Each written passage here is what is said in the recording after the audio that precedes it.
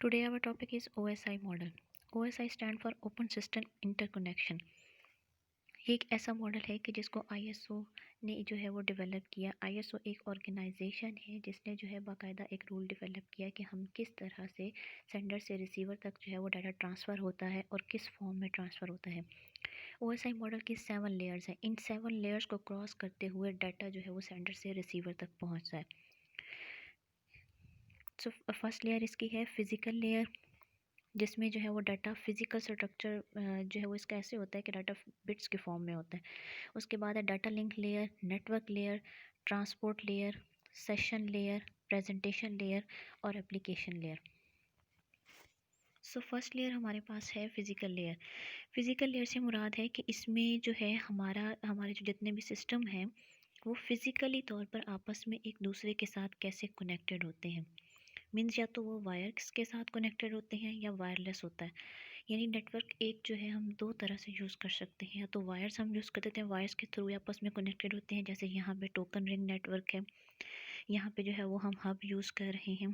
इस तरह से ये ईथरनेट केबल है, इसके ज़रिए हम कनेक्टेड है, या फिर हम रिपीटर यूज़ कर रहे हैं। इसके अलावा वायरलेस भी जो है वो जो नेटवर्क होता है उसमें यही सारे लेयर्स जो है वो यूज़ होते हैं और इसी तरह से डाटा जो है वो ट्रांसफ़र हो रहा होता है। तो फिज़िकल लेयर का बेसिकली काम ये होता है कि ये बिट्स के फॉर्म में डाटा जो है वो ट्रांसफ़र करती है।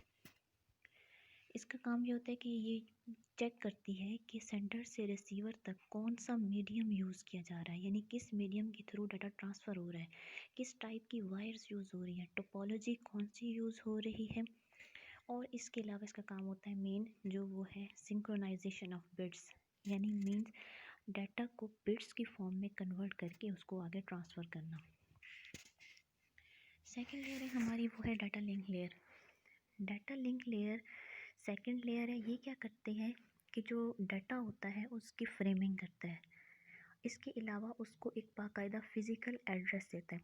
जैसे अगर कोई सेंडर सेंड कर रहा है तो उसको वो एक फ़िज़िकल एड्रेस देगा। इसके अलावा डाटा में ये देखें कि यहाँ पे जो है वो फ्रेम्स में डाटा को जो है वो कन्वर्ट किया गया है।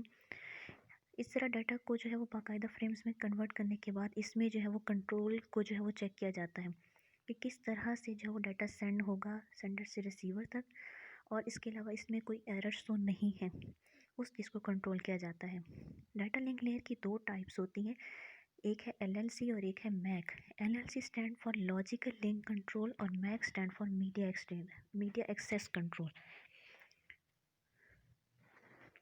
उसके बाद हमारी थर्ड लेयर है जिसको हम कहते हैं नेटवर्क लेयर। नेटवर्क लेयर से मुराद क्या होती है कि ये क्या करता है कि डाटा को पैकेट्स के फॉर्म में कन्वर्ट करता है। कि जैसे सपोज़ अगर हम कोई भी चीज़ जो है वो ऑनलाइन हम ऑर्डर करते हैं तो बाकायदा उस आइटम को जो है वो पैकेट्स के फॉर्म में उसकी जो पैकिंग की जाती है, उसको फिर बाकायदा एक ट्रांसपोर्ट के ज़रिए एक डिवाइस एक जगह से दूसरी जगह भेजा जाता है, और फिर इस तरह जो है जो ऑर्डर करने वाला बंदा होता है वो अपना ऑर्डर रिसीव करता है, वहाँ उस तक पहुँचता है। तो नेटवर्क लेयर का काम भी यही होता है।